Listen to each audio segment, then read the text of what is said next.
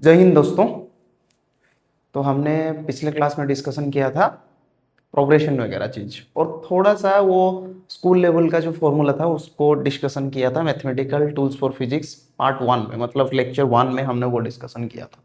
आज हम लोग चलेंगे, कुछ नए चीज़ों के बारे में सीखेंगे। अलजेब्रा में ही बेसिकली ये पार्ट है, हम लोग उस चीज़ के बारे में आज थोड़ा सा जानकारी लेंगे। ठीक है, चलो हेडिंग लगाओ। हेडिंग क्या लगाओगे? पहले तो ये समझो कि फैक्टोरियल क्या है। एक चीज है जिसको हम लोग बोलते हैं फैक्टोरियल। सर ये फैक्टोरियल क्या है?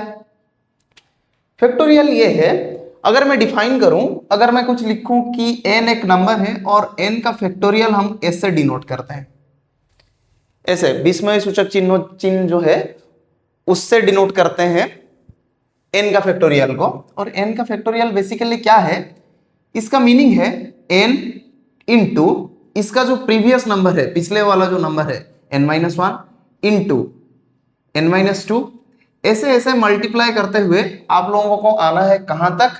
3 इंटू 2 इंटू 1 तक आना है। यही है n का फैक्टोरियल। ओके, तो अगर मैं यहां पे एक एग्जांपल ले लूं कि सपोज 5 का फैक्टोरियल क्या है, तो 5 का फैक्टोरियल आप लोग ये लिखोगे कि 5 फिर इसके पिछले वाला नंबर 4, फिर इसके पिछले वाला नंबर 3, फिर इसके पिछले वाला 2 इंटू 1। ये कितना होगा? 520, 60, 120, 120, 120 होगा इसका फैक्टोरियल। ओके, इससे ऐसे ही आप लिख सकते हैं। मतलब मैं बताऊं, अगर 4 का फैक्टोरियल क्या है तो वो होगा 4 इंटू 3 इंटू 2 इंटू 1। ऐसे ही हो जाएगा। इसको आप लोग मल्टीप्लाई कर दीजिए, 4 12 दूने 24, ये हो जाएगा 24, इसका फैक्टोरियल हो जाएगा। ओके, ठीक है। तो ये तो पता चल गया कि n का फैक्टोरियल क्या होता है। अभी यहां पे एक नोट डाल के एक चीज हमको लिखना है, और नोट डाल के ये लिखना है कि किस चीज का फैक्टोरियल एग्जिस्ट नहीं करता। किस चीज का फैक्टोरियल एग्जिस्ट नहीं करता? पहले तो ये मान लो कि फर्स्ट पॉइंट ये है, negative numbers do not have factorial. Do not have factorial. Then उसके बाद एक आता है कि अगर फ्रैक्शन हो, फ्रैक्शन का भी फैक्टोरियल एग्जिस्ट नहीं करता, तो मैं इसके बाद भी लिख सकता हूं factorial does not exist for fraction. Fraction के लिए भी फैक्टोरियल एग्जिस्ट नहीं करता। ठीक है, तो ये तो हो गया फैक्टोरियल का पार्ट। फैक्टोरियल क्या है और इसको मतलब हम लोग कहाँ यूज में लेंगे अभी हम लोग पढ़ेंगे। तो ये हो गया फैक्टोरियल के बारे में थोड़ी सी बेसिक सी जानकारी। ठीक है, बाकी डिटेल में तुम मैथमेटिक्स में पढ़ोगे तो उन सब के डिटेल में तो मैं नहीं जा रहा हूं, मुझे सिर्फ सरफेस के ऊपर ही चल रहा है। थोड़ा तुमको बताना है कि हाँ ये कैसे चल रहा है। ठीक है, चलो ये हो गया फैक्टोरियल। फिर हम लोग आते हैं, एक कॉन्सेप्ट है जिसका नाम है परमुटेशन।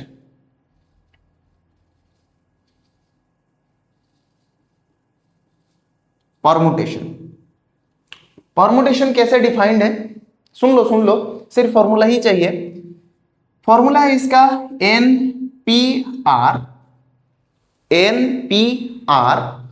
इक्वल्स टू n का factorial divided by n minus r का फैक्टोरियल। इसका फॉर्मूला क्या है? n का factorial divided by n minus r का फैक्टोरियल। एग्जाम्पल की तरह अगर मैं ले लूं कि सपोज मैंने ले लिया 5p2 ले लिया, तो इसका मतलब यह है n की जगह क्या है? 5 है, r की जगह क्या है? 2 ही है। तो इसे मैं लिखूंगा कैसे? इसका परमुटेशन कैसे लिखूंगा? तो ये हो जाएगा 5 का फैक्टोरियल डिवाइडेड बाय, यहां पे 2 है, यहां पे n का वैल्यू 5 है और r का वैल्यू 2 है, तो मैं यहां पे लिखूंगा 5 पे माइनस 2 का फैक्टोरियल। ये होगा क्या? ये ऐसे होगा कि 5 का फैक्टोरियल हमने निकाला था, 5 का फैक्टोरियल होता है 120 और 5 - 2 होता है 3, तो 3 का फैक्टोरियल ऐसे होगा। ठीक है, तो इससे देखो हम लोग कैसे करते हैं। तो 5 का फैक्टोरियल मुझे पता है 5 × 4 × 3 × 2 × 1 डिवाइडेड बाय ये क्या है 5 - 2 = 3 का फैक्टोरियल। तो मैं इसको ऐसे भी लिख सकता हूं कि 5 4 3 2 1 डिवाइडेड बाय 3 का फैक्टोरियल होगा 3 × 2 × 1। ये सब चीजें यहां से कैंसिल हो जाएगा, 5 चौका क्या 20 ही होगा इसका आंसर। ठीक है, अगर मैं दूसरा एक एग्जांपल ले लूं तो ये तो हो गया पहला एग्जांपल। अगर दूसरा एग्जांपल ले लूं कि 6p5 ऐसे ले लिया, तो इसका मीनिंग क्या है? इसका मीनिंग ये है कि 6 का फैक्टोरियल डिवाइडेड बाय 6 - 5 का फैक्टोरियल। 6 का फैक्टोरियल कितना होगा 6 5 4 3 2 1 डिवाइडेड बाय 6 - 5 कितना होता है? 6 - 5 होता है क्या 1 का फैक्टोरियल। भाई 1 का फैक्टोरियल तो 1 ही है, तो यहाँ पे वो लिखना पड़ेगा 6 × 5 × 4 × 3 × 2 × 1 डिवाइडेड बाय 1 का फैक्टोरियल हो गया 1। इसको मल्टीप्लाई करके जो भी आंसर आएगा उसको यहाँ पे लिखते हैं। ठीक है, अच्छा एक इंपॉर्टेंट चीज है यहाँ पे नोट करने के लिए, यहाँ पे लिख लो कि 0 का जो फैक्टोरियल है, तुम्हें तो ऐसा पता होगा सर आप तो 0 तक नहीं आ रहे हैं, आप तो 1 तक ही आ रहे हैं। क्योंकि मैं ऐसा कर रहा हूं इसीलिए क्योंकि 0 का फैक्टोरियल क्या होता है 1 होता है। तो यहां पे अगर मैं 0 मल्टीप्लाई कर दूंगा तो ये पूरा फैक्टर 0 हो जाएगा, इसीलिए हम लोग वहां पे 0 मल्टीप्लाई नहीं करते। ओके, और ये चीज ध्यान में रखना है कि 0 का फैक्टोरियल ही 1 है और 1 का फैक्टोरियल भी 1 ही है। ये दो चीजें दिमाग में बिठा के रखो कि 0 का फैक्टोरियल भी 1 है और 1 का फैक्टोरियल भी 1 ही है। ठीक है, इसको मल्टीप्लाई करके हम लोग यहाँ पे वो वैल्यू निकाल देंगे। कितना होगा ये वैल्यू निकालो जरा, कितना तक जाता है ये 6 × 5 = 30 120 360 2 720, ये होगा 720। इसका आंसर होगा 720। ठीक है, लिख लो, मैं थोड़ा सा साइड हट जाता हूं, लिख लो, नोट्स बना लो पॉज करके। ठीक है, डन डन। ठीक है, मैं निपटा देता हूं ये, चलो।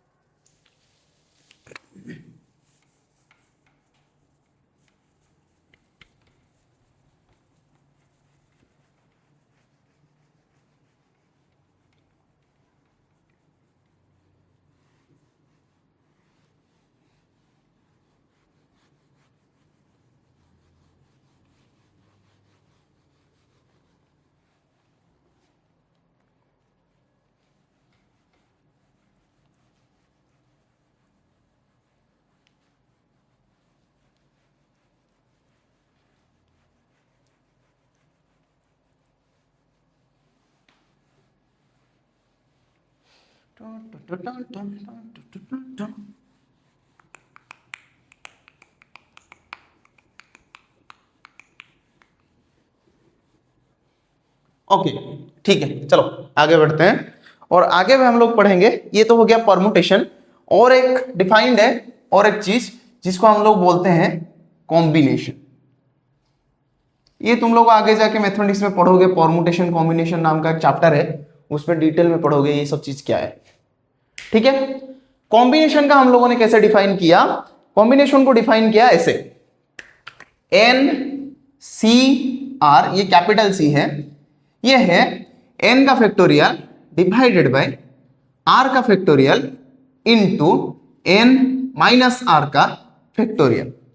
n का फैक्टोरियल डिवाइडेड बाय r का factorial into n minus r का फैक्टोरियल। और यहां पे कुछ एक कंडीशन है, वो कंडीशन क्या है? वो कंडीशन ये है कि 0 less than equal to r less than equal to n। यही है NCR का फॉर्मूला, जिसको हम लोग बोलते हैं कॉम्बिनेशन। एक होता है परमुटेशन, एक होता है कॉम्बिनेशन। ठीक है, कॉम्बिनेशन का अगर मैं कुछ यहाँ पे एक एग्जांपल ले लेता हूं, एक एग्जांपल अगर मैं लूं, अगर मैं यहाँ पे लिखूं 5C2, जैसे लिया था 5P2, वैसे ही हम लोग ले रहे हैं 5C2।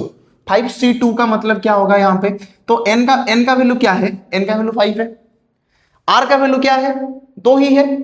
तो अगर मैं यहां पे लिखूं कि NC2, जहां पे n का वैल्यू है 5, r का वैल्यू है 2, तो यहां पे मैं लिख सकता हूं इसको 5 का फैक्टोरियल डिवाइडेड बाय r की जगह 2 का फैक्टोरियल इंटू 5 माइनस 2 का फैक्टोरियल, लिख तो सकता हूं यहां पे।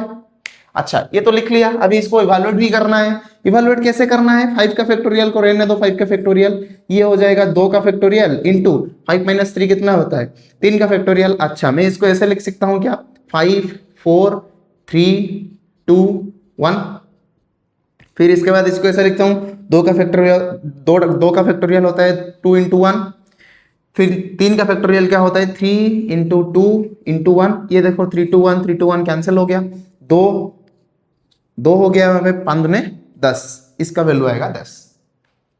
ठीक है, एक दूसरा एग्जांपल ले लेता हूं, आप लोग थोड़ा सा ट्राई करो। सपोज मैं यहां पे लिख देता हूं क्या 5C3, इसको लिख लिया यहां पे, इसका वैल्यू आप थोड़ा सा ट्राई करो, मैं थोड़ा सा साइड हट जाता हूं, इसका वैल्यू आप थोड़ा सा ट्राई करके लिखो, क्या होगा इसका वैल्यू, लिखो थोड़ा सा, लिखो लिखो लिखो, क्या होगा बताओ बताओ बताओ बताओ, क्या होगा इसका वैल्यू, इसका वैल्यू यही होगा 5 का फैक्टोरियल डिवाइडेड बाय r की जगह 3 का फैक्टोरियल इंटू 5 माइनस 3 का फैक्टोरियल। ये कितना होता है, 5 का फैक्टोरियल को हमने ऐसा लिख लिया, 3 का फैक्टोरियल यहाँ है, 5 माइनस 2 होता है 2 का फैक्टोरियल, तो इसको हम लोग लिख सकते हैं फिर से 5 4 3 2 1 डिवाइडेड बाय 3 का फैक्टोरियल होगा 3 2 1 और 2 का फैक्टोरियल होगा 2 इंटू 1, तो 3 2 1 3 2 1 cancel, 2 2 cancel, 5 into 2 equals to 10।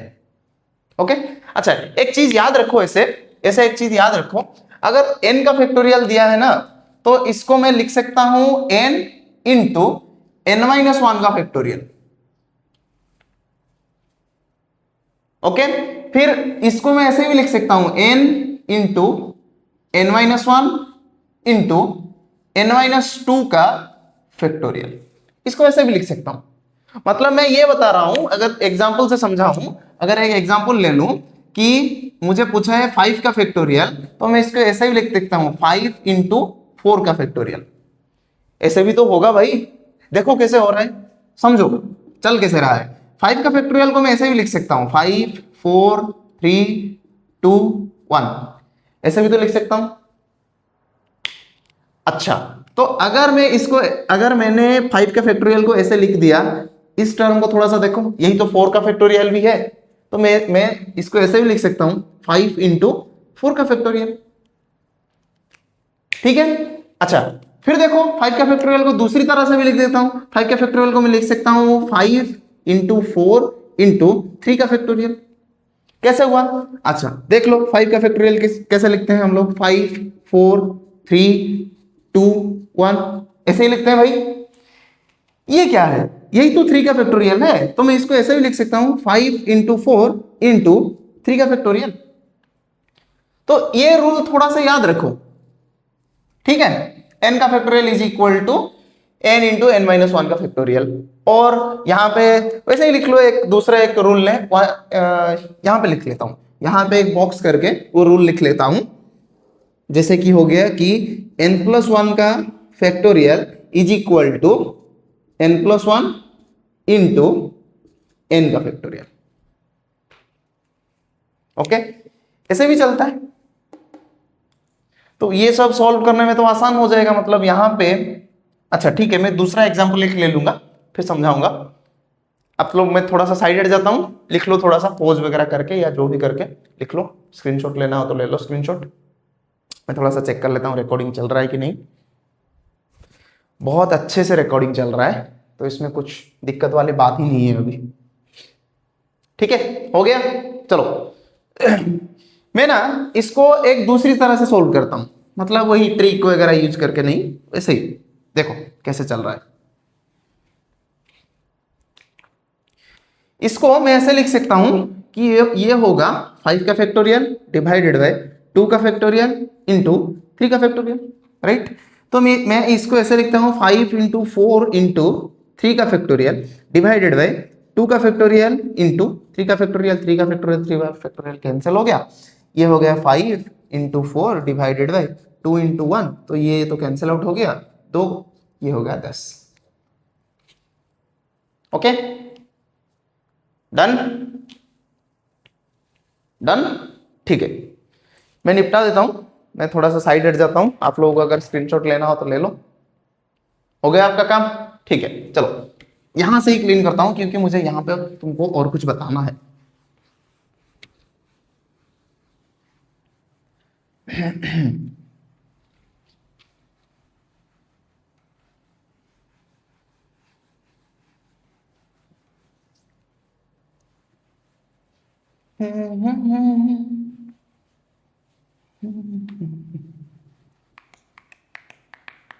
ला ला ला।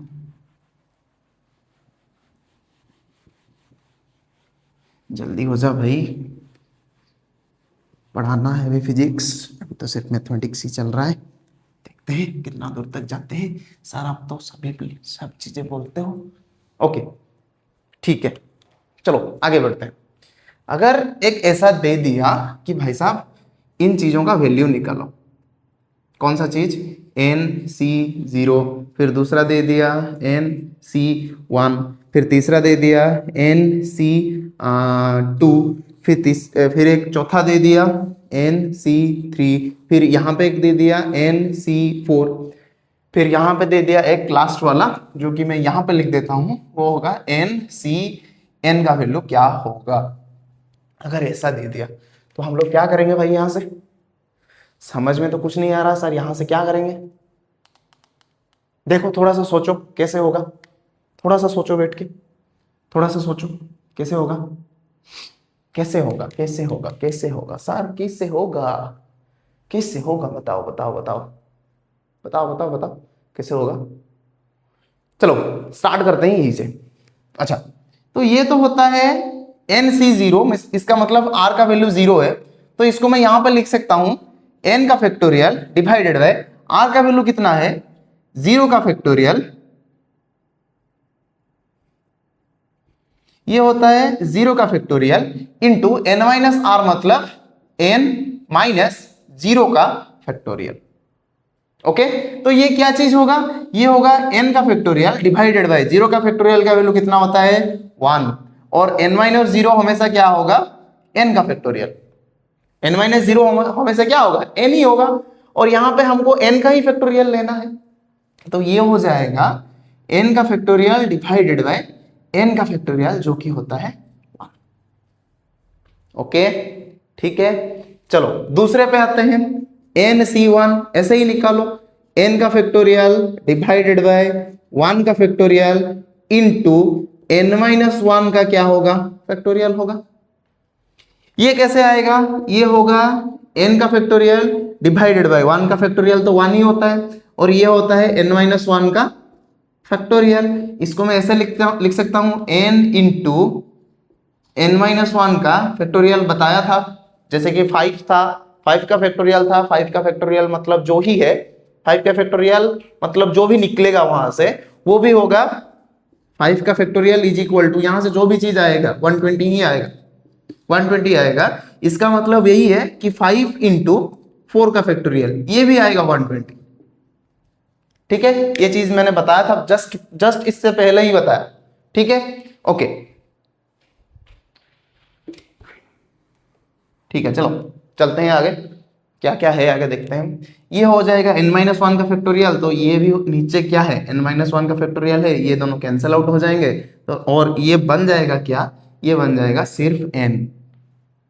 ओके फिर NC2 का मतलब क्या होगा, यहां पे देख लो, NC2 का मीनिंग ये है n का फैक्टोरियल डिवाइडेड बाय 2 का फैक्टोरियल इंटू n माइनस 2 का फैक्टोरियल। इसको मैं ऐसे लिख सकता हूं n into n minus 1 into n minus two का फैक्टोरियल डिवाइडेड बाय 2 का फैक्टोरियल होगा वही 2 इंटू n माइनस 2 का फैक्टोरियल। अच्छे से देखो ये दोनों चीज कैंसिल आउट हो जाएंगे, यहां पे होगा क्या n into n minus one divided by 2। इसको कैसे निकालोगे फिर, n का फैक्टोरियल डिवाइडेड बाय 3 का फैक्टोरियल इंटू n माइनस 3 का फैक्टोरियल। ये कैसे निकलेगा, ये ऐसे निकलेगा, n का फैक्टोरियल को हम लोग ऐसे लिखते हैं n into n minus one into n minus two into n minus three का फैक्टोरियल डिवाइडेड बाय 3 का फैक्टोरियल यहाँ पे होगा 3 2 1, यहाँ पे हो जाएगा वही n माइनस थ्री का फैक्टोरियल। n माइनस थ्री का फैक्टोरियल यहाँ पे भी है, यहाँ पे भी है, ये दोनों कैंसिल आउट हो जाएंगे। ये चीज क्या क्या आएगा यहाँ पे n into n minus one into n minus two divided by 6। ऐसे आगे चलता जाएगा। NC4 निकाल दो तुम लोग, NC4 निकाल दो, क्या होगा चीज देख लो यहाँ पे। NC4 क्या होगा, NC4 होगा, मैं यहाँ पे इसको ब्लाइंड भी लिख सकता हूँ लेकिन मैं करूंगा नहीं, हम लोग ऐसे करेंगे n का फैक्टोरियल डिवाइडेड बाय 4 का फैक्टोरियल इंटू n माइनस 4 का फैक्टोरियल। हम लोग इसको लिखेंगे n into n minus one into n minus two n minus three और लास्ट में लिखेंगे n माइनस 4 का फैक्टोरियल डिवाइडेड बाय, यहाँ पे चीज है 4 का फैक्टोरियल, तो यहाँ पे मैंने लिख दिया वही 4 का फैक्टोरियल इंटू n माइनस 4 का फैक्टोरियल। n माइनस फोर यहाँ पे कैंसिल आउट हो जाएगा। 4 का फैक्टोरियल कितना आएगा, 4 3 12 तो 24, तो ये आएगा ऐसे n minus one n minus two n minus three divided by 4 का फैक्टोरियल कितना होगा 4 into three into two into one, तो ये हो जाएगा 24। ठीक है, ये लास्ट वाला क्या होगा, इसको लिखते हैं फिर n का फैक्टोरियल डिवाइडेड बाय n का factorial into n minus n का फैक्टोरियल। ये क्या होगा सर, देखो क्या होता है, n का फैक्टोरियल कैंसिल आउट हो गया, नीचे हो जाएगा क्या 1 डिवाइडेड बाय 0 का फैक्टोरियल। 0 का फैक्टोरियल कितना होता है 1 होता है, तो ये हो गया 1 डिवाइडेड बाय 1 इक्वल टू 1। ये हो गया कॉम्बिनेशन का फॉर्मूला कुछ। ठीक है, डन डन डनाडन डन डन डनाडन डन डन डनाडन डन डन डारा चलती है क्या 9 से 12? नहीं भाई 9 से 12 नहीं, हम लोग तो पढ़ाई करेंगे। ठीक है, मैं थोड़ा सा साइड हट जाता हूँ, देख लेता हूँ रिकॉर्डिंग चल रहा है कि नहीं। बहुत ही अच्छे से रिकॉर्डिंग चल रहा है। यहाँ पे हमारा कॉम्बिनेशन का पार्ट खत्म हुआ। अब हम लोग चलेंगे बाइनोमियल थ्योरम पे, या बाइनोमियल एक्सपांशन है जो तुम्हारा मैथमेटिक्स में भी है, वो हमारा हम थोड़ा सा उसको पढ़ेंगे। ठीक है,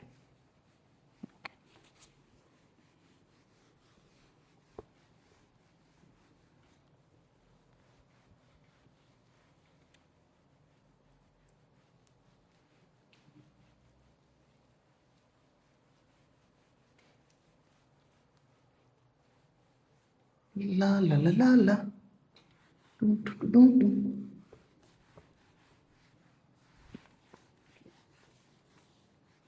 बोर्ड को ऐसे क्लीन करने में ना जान निकल जाती है, इसमें तो सारा टाइम चला जाता है। क्या करें, बोर्ड ही तो है, कर भी क्या सकते हैं। चलो आगे बढ़ते हैं।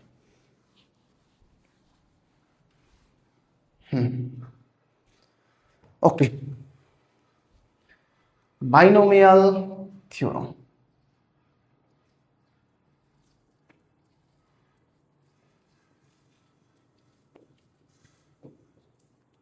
बाइनोमियल थ्योरम क्या कहता है, अगर n एक पॉजिटिव इंटीजर है, अगर n एक पॉजिटिव इंटीजर है, if n is a positive integer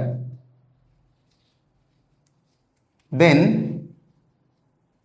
इसको क्या हुआ, कुछ भी तो नहीं हुआ। ठीक है, then x plus a to the power n is equal to x plus a to the power n is equal to, मैं यहां पे लिख देता हूं इसका सीरीज जो भी है, इसका सीरीज होगा nc0 x to the power n plus nc1 x to the power n minus 1 into a plus nc2 x to the power n minus 2 a का स्क्वायर प्लस ऐसे ऐसे करते हम लोग जाएंगे, जो लास्ट टर्म होगा वो होगा ncn a to the power n।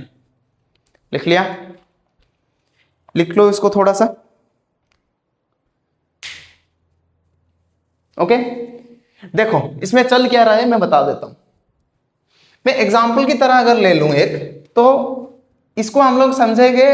पहले हम लोग x प्लस ए का होल स्क्वायर ले लेंगे, फिर x प्लस ए का होल क्यूब ले लेंगे, तभी समझ में आ जाएगा कि ये चल क्या रहा है यहाँ पे। ठीक है, देखो यहाँ पे चल क्या रहा है हम लोग समझ लेते हैं थोड़ा सा। ठीक है, देखो अगर मैं यहाँ पे ले लूं कि एग्जाम्पल की तरह अगर मैं ले लूं x प्लस ए का होल स्क्वायर, ये तो हम लोगों को स्कूल से ही पता है कैसे निकालते हैं हम लोग। ये हो जाएगा x square plus 2ax plus a square plus a square, ऐसे ही हो जाएगा। ये तो हो गया हमारा वो होल स्क्वायर वाला फॉर्मूला जो हम स्कूल में पढ़ के आए थे, उससे ही यूज कर दिया। इसको कैसे यहाँ पे अप्लाई करेंगे, देखो कैसे अप्लाई होता है ये चीज। ये हो गया x प्लस ए का होल स्क्वायर, जो कि आगे जाके होगा सॉरी n नहीं होगा, यहाँ पे तो हमारा n का वैल्यू दिया हुआ है। यहां पे होगा n का वैल्यू कितना दिया हुआ है 2, तो ये हो जाएगा 2c0 x to the power n, मतलब n का वैल्यू यहां पे कितना है 2 ही है, तो ये हो जाएगा एक्स स्क्वायर। डन। फिर उसके बाद चलते हैं 2c1 x to the power n minus 1 का मतलब 2 माइनस 1 और a की पावर 1। ओके, फिर उसके बाद जो तीसरा टर्म आएगा वो क्या होगा 2c2, देखो कैसे होता है 2c2 x to the power 2 minus 2 a का स्क्वायर, ये हो जाएगा ये वाला टर्म। उसके वाला अगले टर्म क्या होगा 2c3 x to the power 2 minus 3 a to the power q। ये आगे चलता जाएगा ऐसे ऐसे करके। मुझे पता है कि ये वाला टर्म यहां से नहीं आएगा, लेकिन कैसे नहीं आएगा वो मैं दिखा देता हूं कैसे नहीं आएगा। चलो एक एक करके अनबॉक्स करते हैं क्या होता है, देखते हैं। 2c0 का मतलब यही है 2 का फैक्टोरियल, सॉरी 2c0 का मतलब यही है 2 का फैक्टोरियल डिवाइडेड बाय 0 का फैक्टोरियल इंटू 2 माइनस 0 का फैक्टोरियल, ये हो जाएगा एक्स स्क्वायर। ओके, 2c1 का क्या मतलब है, 2c1 का मतलब यही है कि 2 का फैक्टोरियल डिवाइडेड बाय 1 का फैक्टोरियल इंटू 2 माइनस 1 का फैक्टोरियल। ओके, फिर ये हो जाएगा x इंटू ए प्लस यहां पे आओ 2 का फैक्टोरियल डिवाइडेड बाय 2 का फैक्टोरियल इंटू 2 माइनस 2 का फैक्टोरियल, ये हो जाएगा x to the power 2 minus 2 मतलब x to the power 0 a की पावर 2। यहां पे आओ, ये क्या होगा 2 का फैक्टोरियल डिवाइडेड बाय 3 का फैक्टोरियल इंटू 2 माइनस 3 का फैक्टोरियल इंटू 2 माइनस 3 का फैक्टोरियल, ये हो जाएगा x to the power minus 1।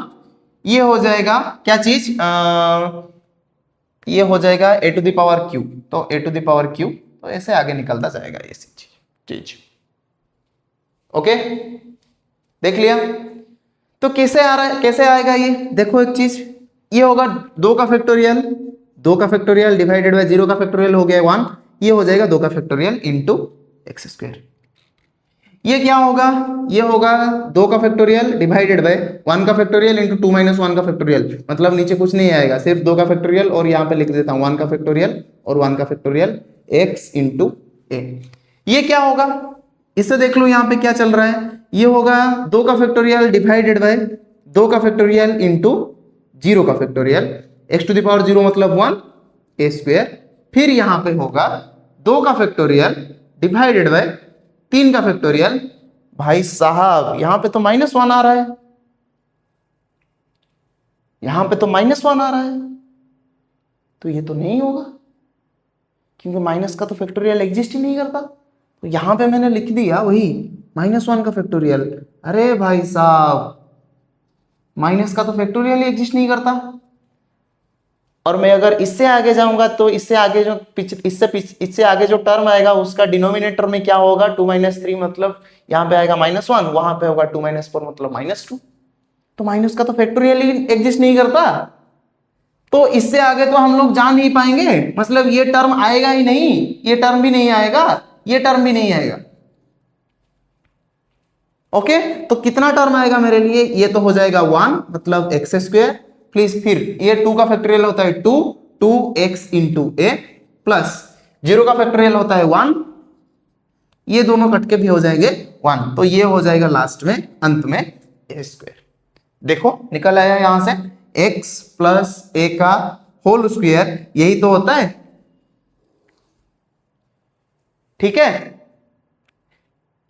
पता चल गया कैसे चल रहा है। साइड उठ जाता हूं, थोड़ा सा चेक कर लेता हूं रिकॉर्डिंग चल रहा है कि नहीं। बहुत अच्छे से रिकॉर्डिंग चल रहा है, लिख लो।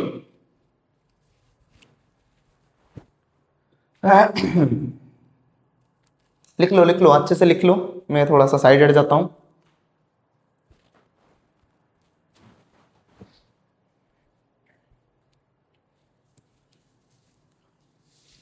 ओके, मैं क्लीन कर दूं, ठीक है, चलो निपटा देता हूं इतना।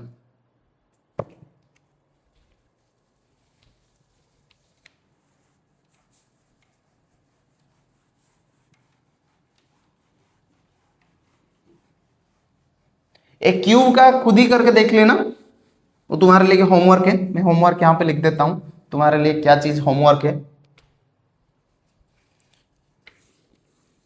कमेंट में आंसर बताओ होमवर्क का, जो भी दूंगा मैं होमवर्क कमेंट में बताओ, या फिर टेलीग्राम चैनल का जो लिंक है वहां पे वो चीज़ में वीडियो जब अपलोड करूंगा वहां पे वीडियो का लिंक, तो उसके नीचे में ना एक लिंक दे दूंगा, लिंक नहीं, उस पर कॉमेंट सा होता है, वो ऑन ऑन कर दूंगा, वहां पे पता चल जाएगा। ठीक है, चलो आगे बढ़ते हैं। कुछ कुछ इंपॉर्टेंट फॉर्मूलाज हमारे लिए है यहाँ पे, वो मैं लिख देता हूं यहाँ पे कैसे चलते हैं हम लोग, ये सब वैल्यू हमको पता है। ठीक है, चलो आगे बढ़ते हैं। कुछ कुछ इंपॉर्टेंट फॉर्मूलाज यहाँ पे हैं, इंपॉर्टेंट फॉर्मूलाज लिख लिया यहाँ पे, मैं लिख देता हूँ जहाँ पे मैंने लिखा है नोट में, वहीं लेकर लिख देता हूँ क्योंकि इसमें टाइम मैं बर्बाद नहीं करना चाहता। ओके, तो यहाँ पे हो गया पहला जो फॉर्मूला है 1 + x का पावर n,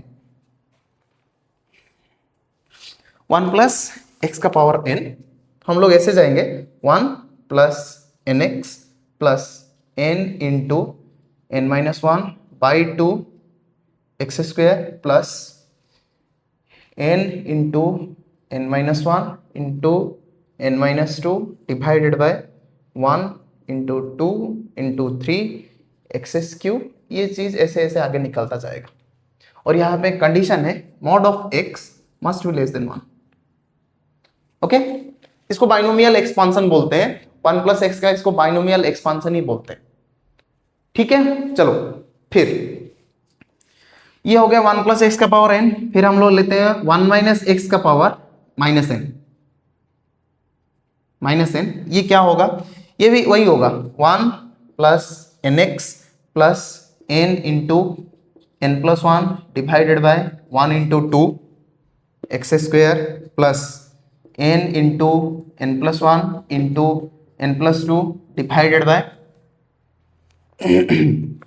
1 2 3 का x³, फिर ऐसे ऐसे आगे निकलता जाएगा। ठीक है, चलो फिर तीसरे पे चलते हैं। ये है 1 + x का पावर -n, ये होगा 1 - nx plus n into n+1 divided by 2 into 1 x² minus n into n-1 into n-2 divided by 1 into 2 into 3 x³ so on, आगे निकलता जाएगा ऐसे। ठीक है। और लास्ट वाला फॉर्मूला जो है वो है 1 माइनस एक्स का पावर n, ये होगा 1 minus n x plus n into n minus one का एक्स स्क्वेयर इंटू 2 का factorial minus n into n minus one into n minus two divided by 3 का फैक्टोरियल, यहाँ पे होगा एक्स एस क्यू और ये आगे आगे चलता जाएगा। ठीक है, ये फॉर्मूलाज हमारे लिए इंपॉर्टेंट है, ये फॉर्मूलाज हमारे लिए बहुत इंपॉर्टेंट है। और यहाँ पे मैं कुछ अप्रोक्सीमेशन भी आपको बता देता हूँ, पहले लिख लो, पहले लिख लो, मैं थोड़ा सा साइड हट जाता हूँ, पहले लिख लो। लिख लिया? ओके, पॉज करके लिख लो। ठीक है, चलो तो मैं यहां पे एक अप्रोक्सीमेशन लेता हूं, if mod of x is much much much less than 1, बहुत छोटा है, मतलब ये अगर 1 है तो ये है 0.00000001, मतलब ऐसे मान लो कि x का वैल्यू जो है वो 0.001 ही है। अगर ये हो गया तो मुझे ये बताओ एक्स स्क्वायर कितना हो जाएगा? एक्स स्क्वायर हो जाएगा 0.1 2 3 4 5 6, ये हो जाएगा।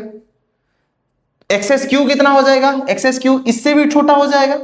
मतलब मैं ये कहना चाहता हूं, अगर x का वैल्यू 1 से बहुत छोटा है, सिर्फ छोटा नहीं है, बहुत छोटा है, तो ये जो टर्म है एक्स स्क्वायर ये और छोटा हो जाएगा, एक्स क्यू उससे भी छोटा हो जाएगा, फिर यहां पे आएगा एक्स टू द पावर 4, वो इससे भी छोटा हो जाएगा।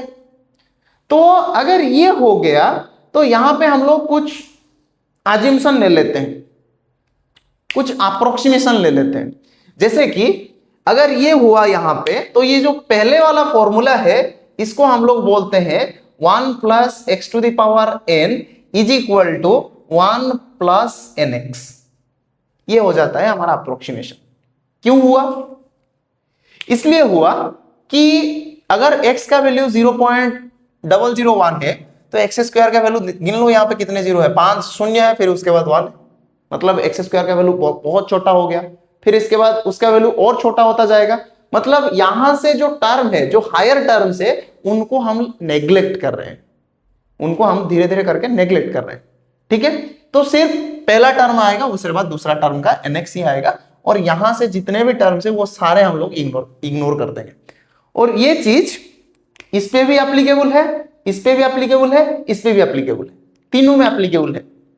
तो मैं लिख लेता हूं यहां पे ये सब चीज क्या होगा, पहले तो ये हो गया, दूसरा वाला चीज क्या होगा, 1 minus x to the power minus n, ये हो जाएगा वही 1 प्लस एन एक्स। फिर ये चीज किस चीज में ट्रांसफर होगा, देख लो यहाँ पे 1 plus x to the power minus n is equal to 1 minus n x हो जाएगा। फिर ये चीज किस में ट्रांसफर होगा, ये चीज ट्रांसफर होगा 1 minus x to the power n is equal to 1 minus n x में। ये होता है हमारा बाइनोमियल एक्सपांशन, और ये होता है बाइनोमियल अप्रोक्सीमेशन, जहां पे x का वैल्यू 1 से बहुत छोटा है, बहुत मतलब बहुत ही छोटा है। ठीक है, मैंने बताया कि अगर हम लोग x के कैसे इग्नोर करेंगे, तो ये भी थोड़ा सा याद रखना कि हम लोग इग्नोर कैसे करते हैं। एक्स क्यू को लिख लो, यहाँ पे कितना हो जाएगा, 0.1 2 3 4 5 6 7 8 9, 3 आ जाएगा, 1 2 3 4 5 6 7 8, इसके बाद आएगा 1। देखो और छोटा ही होता जा रहा है। ठीक है, लिख लो, ये चीज हमारे बहुत काम में आएगी, ये चीज, ये जो मैंने साइड में लिखा है ब्लैक में, ये चीज हमारा बहुत ही इंपॉर्टेंट है, हम लोग इसको बहुत ही यूज करेंगे, इन चीजों को पूरा का पूरा, ये जो कॉलम है इसको हम लोग बहुत ही ज्यादा यूज करेंगे, अप्रोक्सीमेशन वगैरह जब लेंगे तब यूज करेंगे। ठीक है, लिख लिया? लिख लिया? चलो क्लीन करता हूं मैं यहां पे क्लीन करता हूं, क्लीन करने के बाद हम लोग डिटर्मिनेंट देखेंगे, शायद इस वीडियो में ही मेरा अलजेब्रा खत्म हो जाएगा। चलो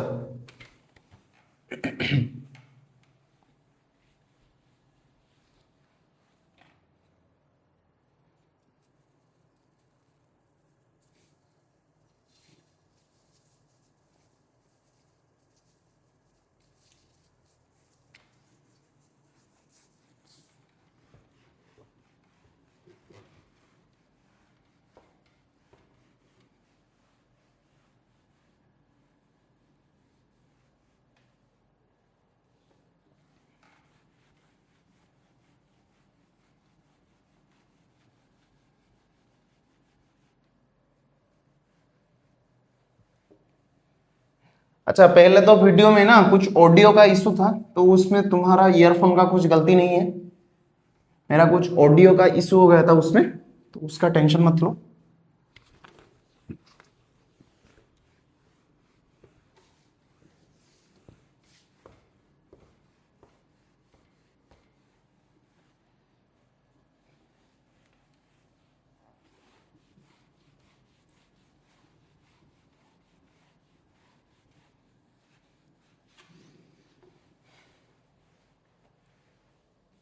ओके, चलो आगे चलते हैं। आगे चलते हैं हम किस पे, डिटर्मिनेंट पे।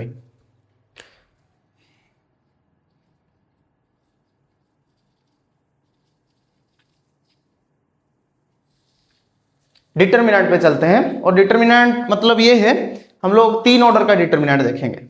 देखो कैसे चलता है ये सब, ये तुमको स्कूल में थोड़ा थोड़ा सा पता होगा, जो क्रामर्स रूल वगैरह तुम सीख के आए हो क्लास 9 और 10th पे, वहां पे ये थोड़ा सा चीज था, डिटर्मिनेंट था, और इसको मैथमेटिक्स में पूरा डिटेल में पढ़ाया जाएगा। चैप्टर होगा एक डिटर्मिनेंट मैट्रिक्स, पहले तुम लोग मैट्रिक्स पढ़ोगे, फिर उसके बाद डिटर्मिनेंट में आओगे, ठीक है? क्योंकि हर मैट्रिक्स डिटर्मिनेंट नहीं होता है, लेकिन हर डिटर्मिनेंट एक मैट्रिक्स हो सकता है, ठीक है? ये तुम लोग मैथमेटिक्स में डिटेल में तुमको पढ़ाया जाएगा। मैं थोड़ा सा यहाँ पे मतलब हमको जो चीज चाहिए वो लिख के चलता हूं।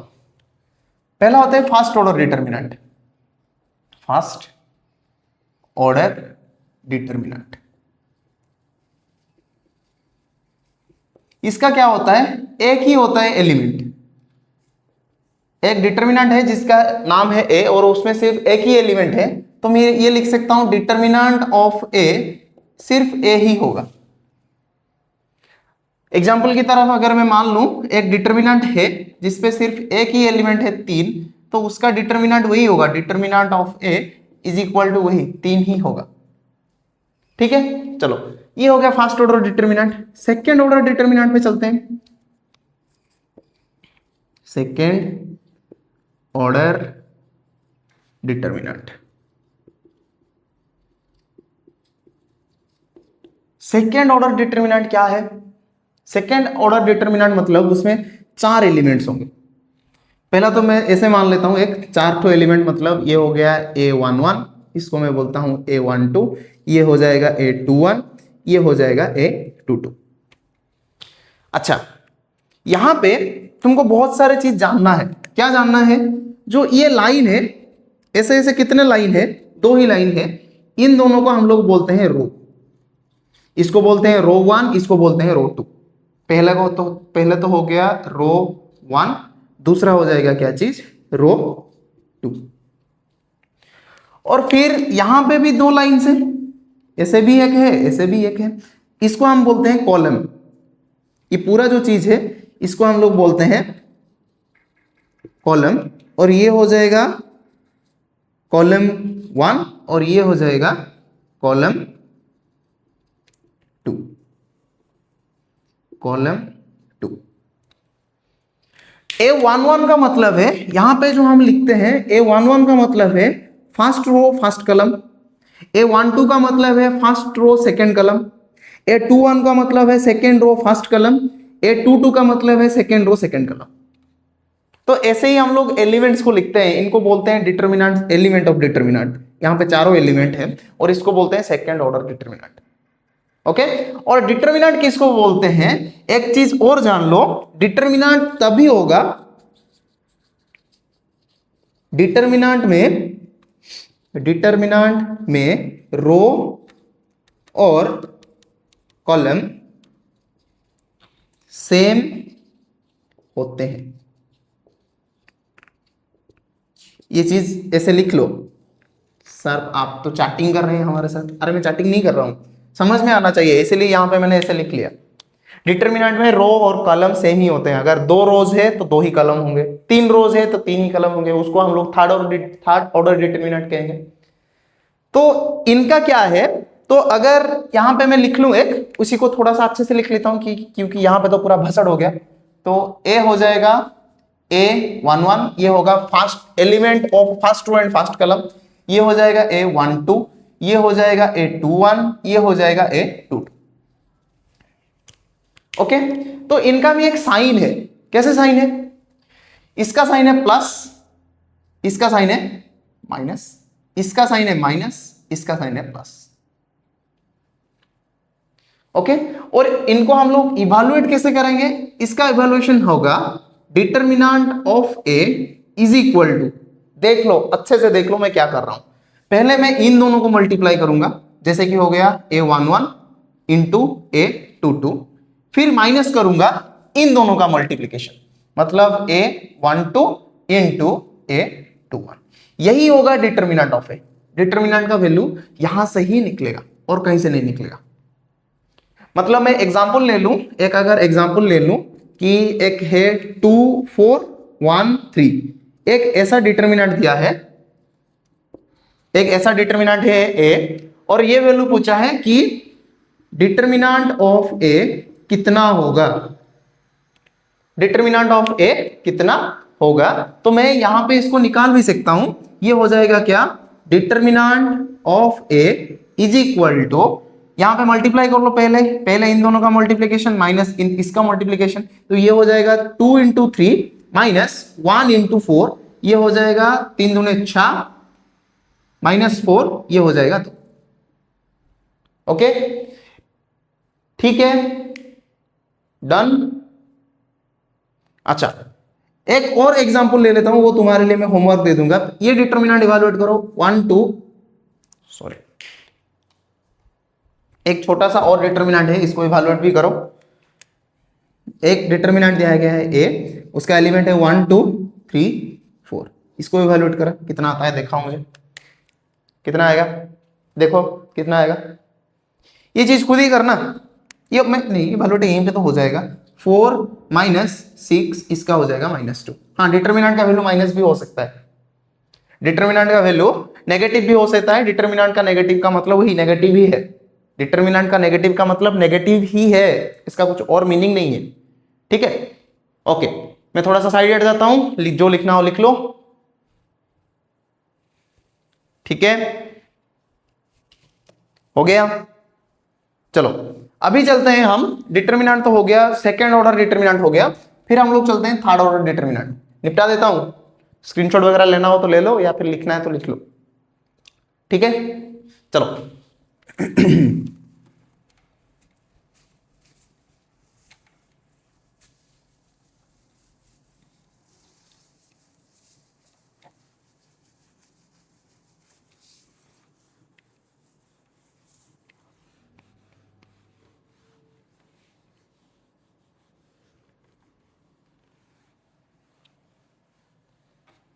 ठीक है, फिर आते हैं हम लोग जो थर्ड ऑर्डर डिटरमिनेंट में, उस पे ये लास्ट वाला है, और ये थर्ड वाला डिटरमिनेंट, थर्ड ऑर्डर डिटरमिनेंट और ये सेकंड ऑर्डर डिटरमिनेंट हम लोग यूज करेंगे। फर्स्ट ऑर्डर डिटरमिनेंट का हमारा उसमें कुछ ज्यादा यूज नहीं है फिजिक्स में। ये सेकंड ऑर्डर और थर्ड ऑर्डर इन दोनों का यूजेस बहुत है। तो हम लोग चलते हैं थर्ड ऑर्डर डिटरमिनेंट में। थर्ड ऑर्डर डिटरमिनेंट,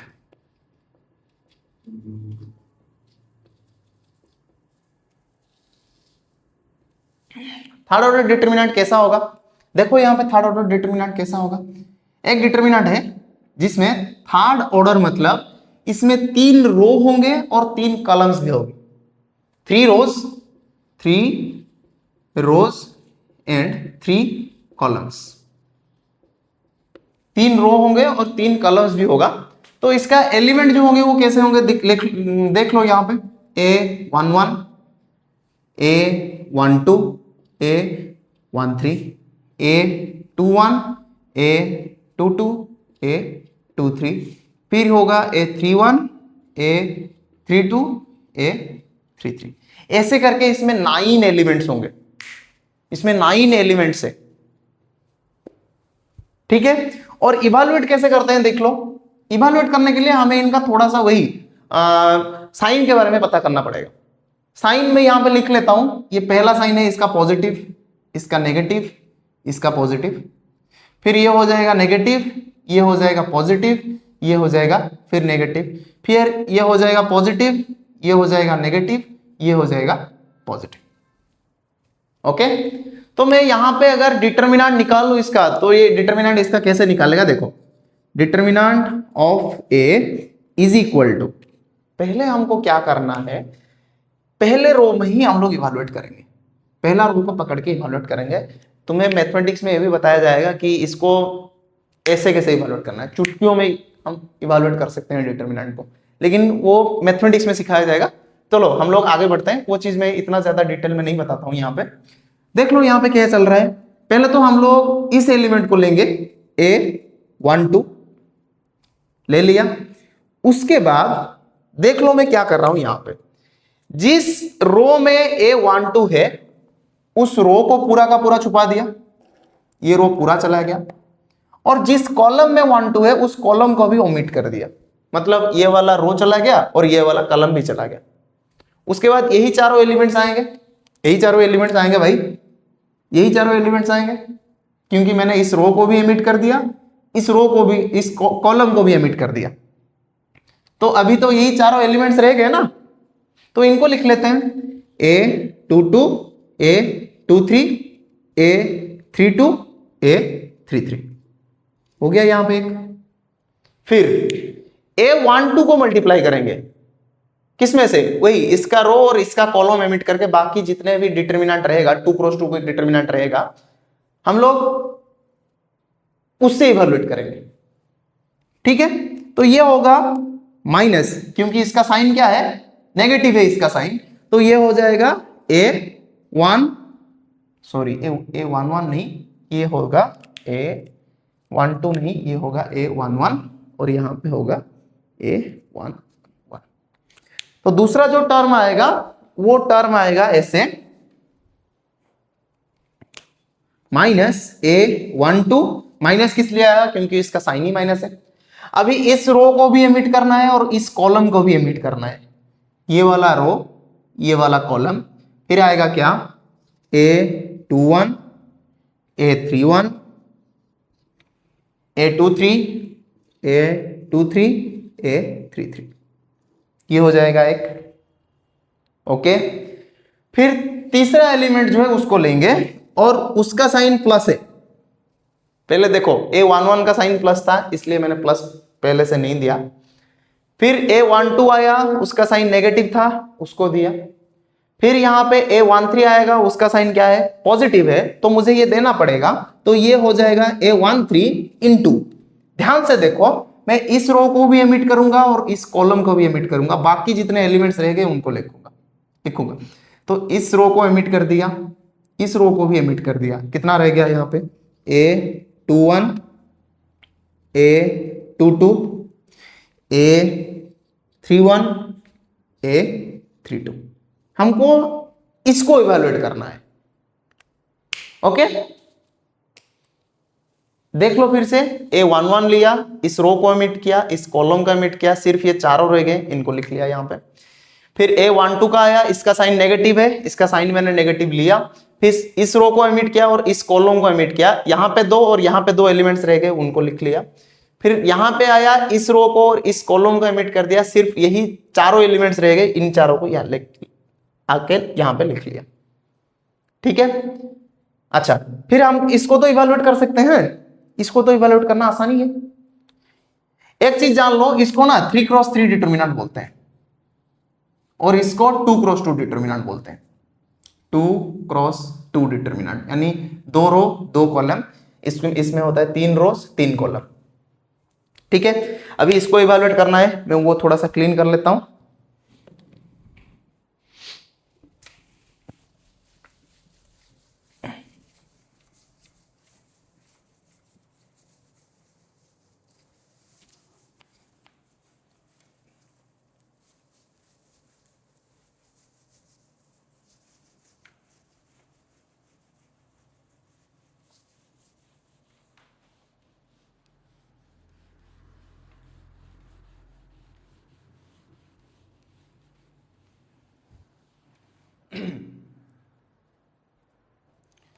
अभी इसको इवैल्यूएट कर देता हूं, इसका इवैल्यूएशन कैसे होगा देख लो। यहां पे ये हो जाएगा A11, फिर हम इन दोनों को अंदर में मल्टीप्लाई करेंगे, कैसे बताया था, पहले इनको मल्टीप्लाई करो फिर उनके बाद माइनस करो इन दोनों का मल्टीप्लीकेशन, कैसे होगा देख लो।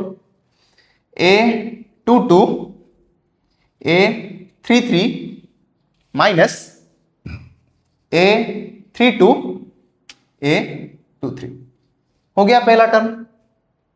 चलो दूसरा टर्म क्या होगा, -A12 इंटू इसमें आएगा वही इन दोनों का मल्टीप्लीकेशन माइनस इन दोनों का मल्टीप्लीकेशन। इन दोनों का मल्टीप्लीकेशन क्या होगा, A21 A33 minus A31 A23 हो गया। A21 A23 A31 A23 done. फिर इसके बाद आते हैं जो लास्ट टर्म है वही A13, इसका होगा क्या, पहले तो हम लोग इन दोनों को मल्टीप्लाई करेंगे A21 इंटू A32, फिर इन दोनों से इनका मल्टीप्लीकेशन माइनस करेंगे A31 A22। कैसे होगा देख लो, A21 A32 minus A31 A22, ये हो जाएगा तुम्हारा डिटर्मिनेंट ऑफ ए। एक एग्जाम्पल कर लेते हैं, एग्जाम्पल में अच्छे से समझ में आता है, ये एग्जाम्पल कर लेते हैं तो समझ में आ जाएगा कैसा चल रहा है। एक एग्जाम्पल की तरफ मैं ले लेता हूं। एक एग्जाम्पल ऐसा दिया है कि a इज इक्वल टू 1 2 4 3 5 6 1 4 3 ऐसा दिया है डिटर्मिनेंट, और बोला है इस डिटर्मिनेंट को इवैल्यूएट करो। पूछा है क्या, calculate the determinant of a. Determinant of a कितना आएगा यहां से इवैल्यूएट करो। ठीक है, तो हम लोग सॉल्यूशन की तरफ चलते हैं, कैसे होगा। अच्छा थोड़ा सा सोचो, थोड़ा सा ट्राई तो करो, मैं यहां से थोड़ा सा हट जाता हूं, थोड़ा सा खुद ट्राई करो बैठ के कैसे निकलता है डिटर्मिनेंट। थोड़ा सा बैठ के खुद ही ट्राई करो, अगर निकल जाएगा तो सही बात है। कैसे होगा ये देखो, पहले तो मैं ले लेता हूं ये 1 को ले लिया, फिर इस रो को एमिट कर दिया और इस कॉलम को भी एमिट कर दिया, ये हो जाएगा 5 6 4 3 डन। फिर इसके बाद आएगा 2, लेकिन यहां पे बच्चे क्या करते हैं +2 लिख लेते हैं। +2 नहीं लिखना क्योंकि 2 का साइन ही नेगेटिव है, तो इसको नेगेटिव में लिखना है। इसको क्या करना है, इसको नेगेटिव में लिखना है, यहां पे -2 लिखना है। बच्चे अक्सर यहां पे गलती कर लेते हैं, ठीक है, इस गलती को सुधारो। ठीक है, दो को ले लिया, 2 को लेने के बाद इस रो को भी एमिट करना है और इस कॉलम को भी एमिट करना है, मतलब जिस रो में 2 है उसको भी एमिट करो और जिस कॉलम में भी 2 है उसको एमिट करो, मतलब इस रो को एमिट कर दिया और इस कॉलम को भी एमिट कर दिया। रहा क्या, 3 6 1 3 3 6 1 3 हो गया काम। फिर इसको यहाँ पे लास्ट एलिमेंट का साइन पॉजिटिव होता है तो ये होगा +4। इसको एमिट करने के लिए यहाँ पे जब इसको पकड़ रहे हो तो इस रो को भी एमिट करो और इस कॉलम को भी एमिट करो। हो जाएगा कितना, 3 5 1 4, तो ये हो जाएगा 3 5 1 4 डन। अभी इसी को ही इवैल्यूएट करना है, इसको इवैल्यूएट करेंगे तो कितना आएगा देखो, 1 इन दोनों को मल्टीप्लाई करो 5 15 -24 -2 इंटू 9 -6 प्लस 4 इंटू 12 -5। इसको इवैल्यूएट करने पे कितना आएगा देखो कि यहाँ पे क्या होगा, यहाँ पे होगा 15 -24 -9, फिर -2 इंटू 9 -6 3 प्लस 4 इंटू 15 -5 7। तो ये कितना हो जाएगा, इसको मैं यहां पे लिख लेता हूं कैलकुलेशन करके।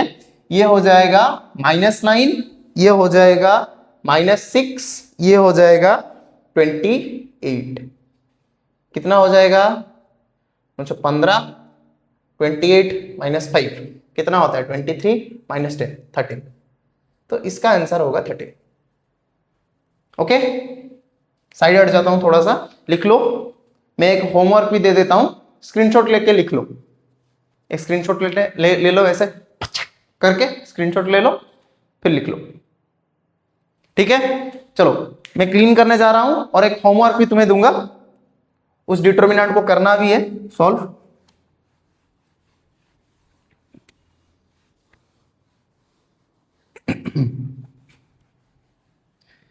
होमवर्क तुम्हारे लिए ये है कि एक एग्जाम्पल, एक होमवर्क दे देता हूं मैं यहाँ पे, इसका सॉल्यूशन मुझे कमेंट में बताना।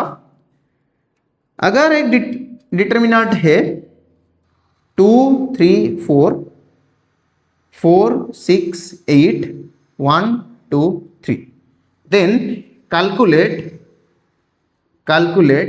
Determinant of a. Determinant of a कितना होगा, इसको कैलकुलेट करना है।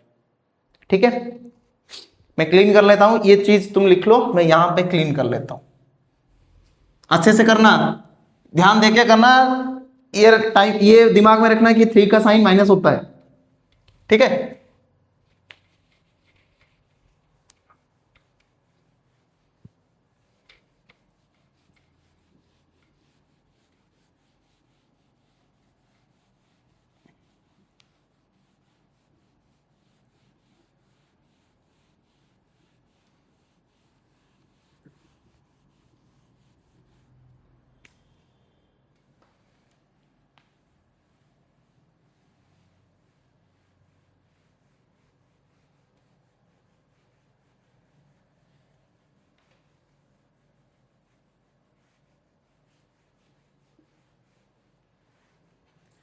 इसको लिख लिया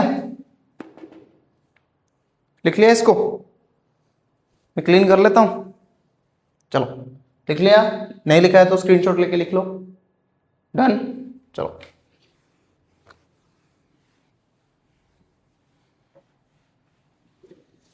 अगर वीडियो कहीं पे भी समझ में नहीं आया तो वीडियो को थोड़ा सा बैक करो, दूसरे बार देखो, फिर उसके बाद समझ में आ जाएगा। ठीक है, चलो फिर हम आते हैं एक स्पेसिफिक टाइप ऑफ कुछ है, ऑपरेशन है, जिसको स्कूल में शायद तुम लोगों ने पढ़ा होगा कि नहीं पढ़ा होगा, मुझे इतना पता नहीं है सिलेबस के बारे में, तो इसको मैं लिख देता हूं यहां पे। ये होता है लॉगरिथम।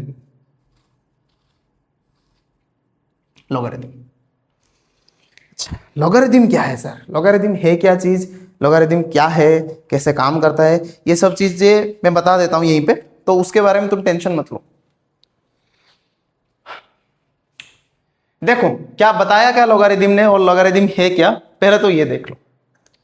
लॉगरिथम ये बताया कि अगर कहीं पे कुछ लिखा है जैसे कि a to the power x is equal to n, कुछ एक्सपोनेंशियल पे लिखा है, इसको एक्सपोनेंशियल बोलते हैं, a to the power x जो होता है। तो अगर a to the power x is equal to n हो गया, तो तुम्हें यहां पे बहुत सारे चीज पता है कि n कभी भी जीरो नहीं हो सकता, n कभी भी जीरो नहीं हो सकता, x जीरो हो सकता है। ठीक है, ओके, तो n कभी भी जीरो नहीं हो सकता, और यहां पे भी मैं बता देता हूं a भी जीरो नहीं हो सकता, a हमेशा 1 रहेगा या ग्रेटर देन 1 रहेगा। ओके, ठीक है, चलो। तो इसको कैसे लिखा गया लॉगरिथम यूज करके? इसको ऐसे लिखा गया कि log n base a is equal to x। log n base a equals to x। इसका मतलब a का पावर कितना ले लूं, जो मुझे n का वैल्यू देगा वही होगा x। ओके, एग्जाम्पल एक ले लेते हैं, एग्जाम्पल लेने से समझ में आ जाएगा कि क्या बताया मैंने। तो एग्जाम्पल की तरफ अगर मैं ले लूं, जैसे कि पहला एग्जाम्पल ले लिया 2 का क्यूब इज इक्वल टू 8, तो इसको हम लोग बोलते हैं log 8 base 2 equals to 3। Match कर लो, log 8 बेस 2 इक्वल टू 3, मतलब 2 का पावर कितना लेने पे 8 आएगा, और कितना का वैल्यू क्या है, 3 ही है।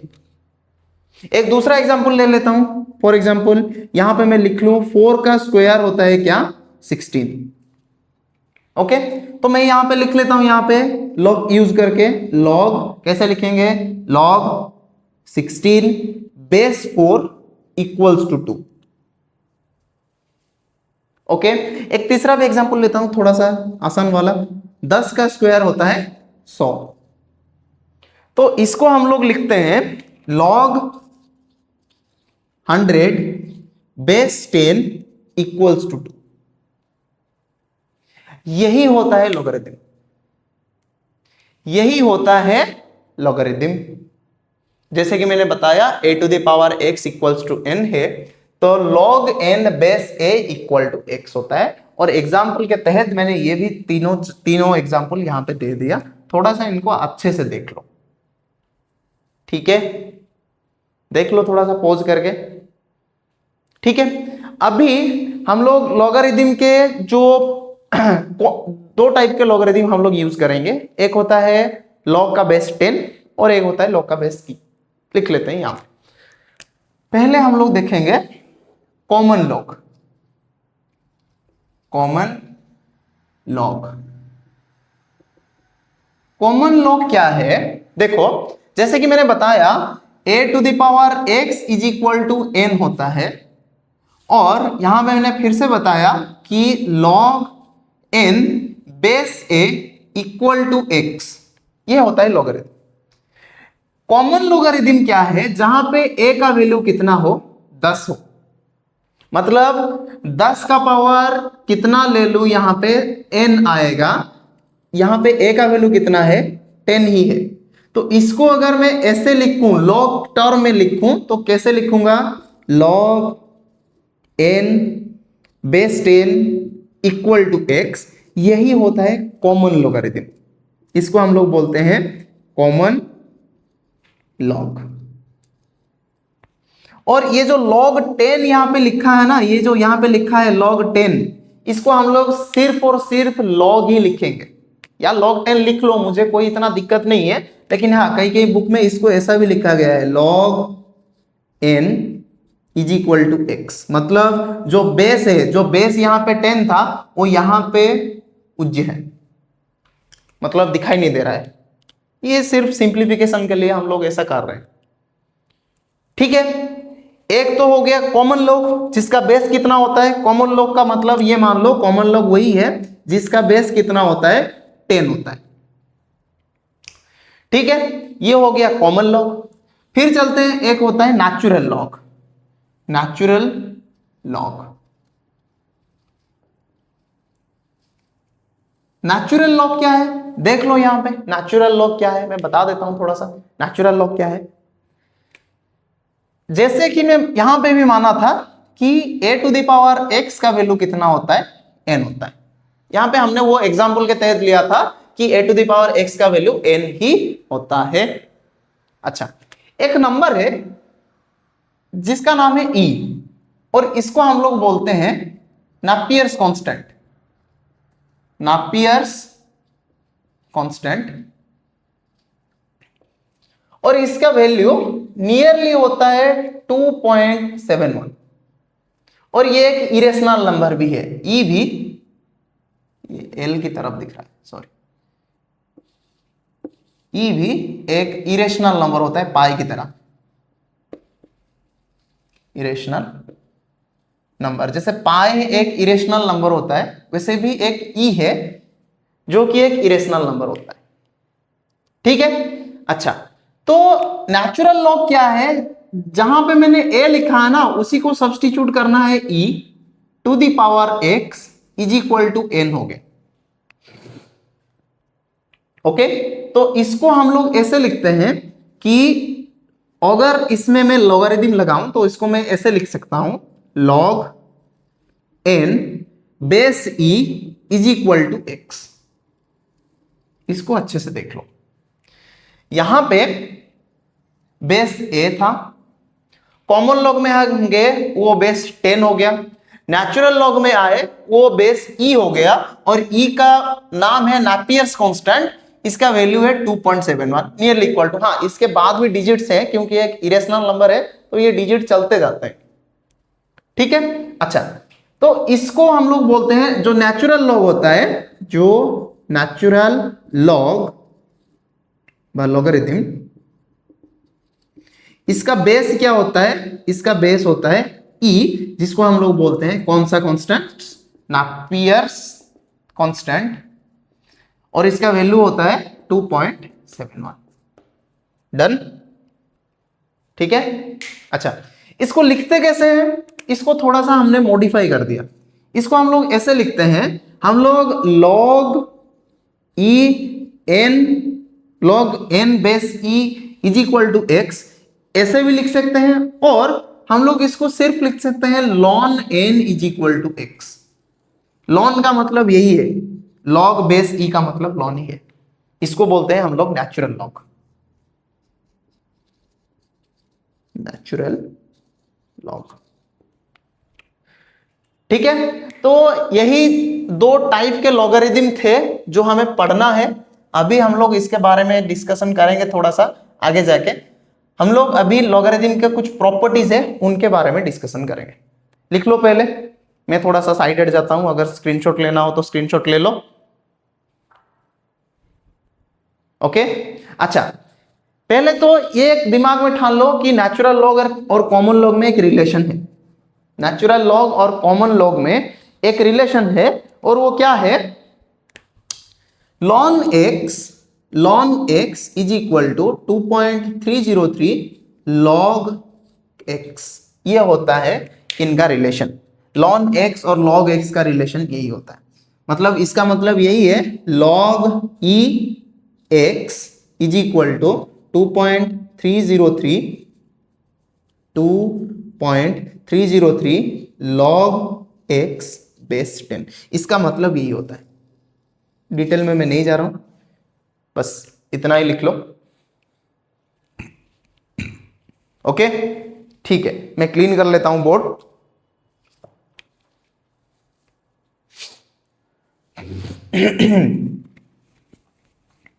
पॉज करके लिख लो।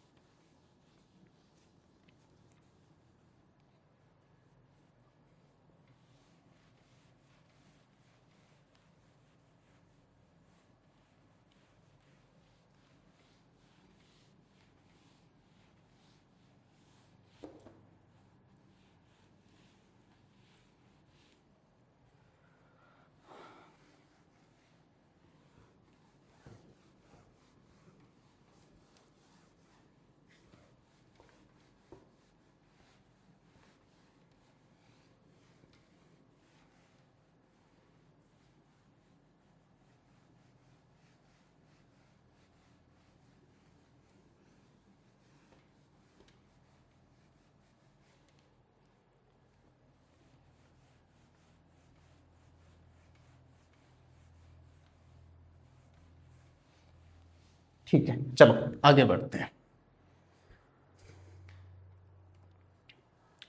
प्रॉपर्टीज, प्रॉपर्टीज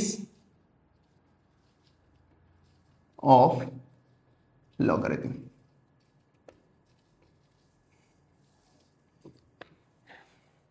ठीक है, अच्छा, पहला प्रॉपर्टी क्या आया, पहला प्रॉपर्टी ये बताया कि log बेस है a, m इंटू n है,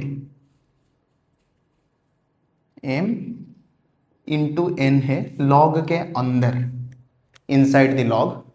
तो इसको हम लोग ऐसे लिख सकते हैं, इसको हम लोग लिख सकते हैं log m base a plus log n base a। अगर बेस सेम ना हो तो ये लिख नहीं सकते तुम लोग, ठीक है। अगर यहां पे बेस a है, यहां पे बेस b है, तो ये नहीं होगा, माइंड इट। और अक्सर बच्चे यहां पे क्या गलती करते हैं वो भी मैं बता देता हूं। बच्चों को यहां पे मिसकंसेप्शन ये हो जाता है, मैं लिख देता हूं यहां पे, बच्चों को यहां पे मिसकंसेप्शन ये हो जाता है कि सर अगर ये दिया गया हो log a m plus n, तो क्या हम लोग इसको ऐसे लिख सकते हैं log a m into log a into n, ऐसे लिख सकते हैं? नहीं, ये गलत है, ये सरासर गलत है, दिस इज रॉन्ग। ओके, चलो ये हो गया पहला पार्ट। दूसरा प्रॉपर्टी क्या हो गया, log a m divided by n is equal to log a m minus log a n। यहां पे भी बच्चों का एक मिसकॉन्सेप्शन क्या होता है, मिसकॉन्सेप्शन यही होता है कि अगर यहाँ पे ऐसा दिया हुआ log m माइनस n, तो हम लोग इसको ऐसे लिख सकते हैं log a m divided by log a n, ऐसे लिख सकते हैं? नहीं, ये भी गलत है, ऐसे नहीं लिख सकते तुम लोग, केयरफुल रहो, ठीक है। ये हो गया दूसरा प्रॉपर्टी। तीसरा प्रॉपर्टी क्या बताया? तीसरा प्रॉपर्टी ये बताया कि log m to the power x जिसका बेस होता है a, उसको हम लोग ऐसे लिख सकते हैं log m बेस होता है इसका a और x जो था यहां पे आके मल्टीप्लाई हो जाता है, ठीक है। चलो ये हो गया तीसरा। चौथा में चलते हैं। चौथा क्या बताया? चौथा यह बताया कि log a to the power x m हो, मतलब बेस जो है उसमें ही a to the power x हो, तो ये क्या हो जाता है? ये हो जाता है 1/x log m, इसका बेस होता है a। ओके, फिर पांचवा पे चलते हैं। पांचवा के में अगर चलूं तो इसका ये मीनिंग है कि log b बेस a, ये जो होगा इसका मीनिंग भी यही है log b, मतलब बेस और ये इंटरचेंज हो जाते हैं, बेस इंटरचेंज हो जाता है उस नंबर के साथ, ठीक है। लिख लिया इतना? चलो मैं कुछ वैल्यूज वगैरह लिख लेता हूं यहां पे, लॉग का कुछ वैल्यूज वगैरह लिख लेता हूं, लिख के लाया हूं थोड़ा सा, तो इसको यहां पे लिख लेता हूं। लॉग का वैल्यू लिख के आया हूं जिसका बेस 10 होता है और कॉमन लॉग का वैल्यू होता है। यहां पे मैं लिख लेता हूं कॉमन लॉग टेबल। देखो इसको कैसे अप्लाई करता हूं मैं। यहां पे दे दिया मैंने log 1 जिसका वैल्यू होता है 0, मतलब इसका मीनिंग क्या है पता है ना? इसका एक्चुअली लिखा गया है ये log 1 बेस 10, यही होता है 0, क्योंकि 10 का पावर अगर मैं 0 लूं तब भी 1 आएगा। 10 का पावर अगर मैं 0 लूं तब भी 1 आएगा। मैंने बताया पहले कि कितना पावर ले लूं कि इतना आंसर आएगा, ठीक है। चलो दूसरे पे चलते हैं। log 2 का वैल्यू होता है 0.301, ठीक है, लिख लिया। तीसरे पे चलते हैं log 3 का वैल्यू होता है 0.4771, ठीक है। अभी चलते हैं log 4 का वैल्यू। log 4 का वैल्यू, log 4 को मैं ऐसे लिख सकता हूं क्या? log 2 टू द पावर 2, और इस प्रॉपर्टी को यूज कर लूंगा फिर उसके बाद। अरे भाई 4 क्या होता है? 2 का स्क्वायर होता है 4। फिर यहां पे वो प्रॉपर्टी को यूज कर लूंगा तो ये हो जाएगा क्या? 2 log 2, मतलब 2 इंटू log 2 का वैल्यू कितना है? 0.301। अगर मैं इसको कैलकुलेट करूं, log 4 का वैल्यू आता है 0.6021। ये हो गया log 4। फिर आते हैं हम लोग log 5। इसका मतलब यहां पे 10 है, 10 का पावर कितना ले लूं तो 5 आएगा, तो यहां पे वो लिख लेता हूं मैं वैल्यू 0.699। फिर आते हैं हम लोग log 6 का वैल्यू जो है log 6, इसको मैं लिख सकता हूं, देखो ध्यान से, इसको लिख सकता हूं log 3 इंटू 2। मैं प्रॉपर्टी यूज कर रहा हूं, यहां पे यही प्रॉपर्टी यूज कर लूंगा, यहां पे इसी प्रॉपर्टी को यूज कर लूंगा, हो जाएगा मेरा काम, आराम से हो जाएगा। देखो ये क्या चल रहा है, log 3 प्लस log 2। log 3 का वैल्यू मुझे मालूम है 0.4771, और log 2 का वैल्यू मुझे पता है 0.301। अगर मैं इनको ऐड कर लूं तो ये हो जाएगा मेरे लिए 0.7782।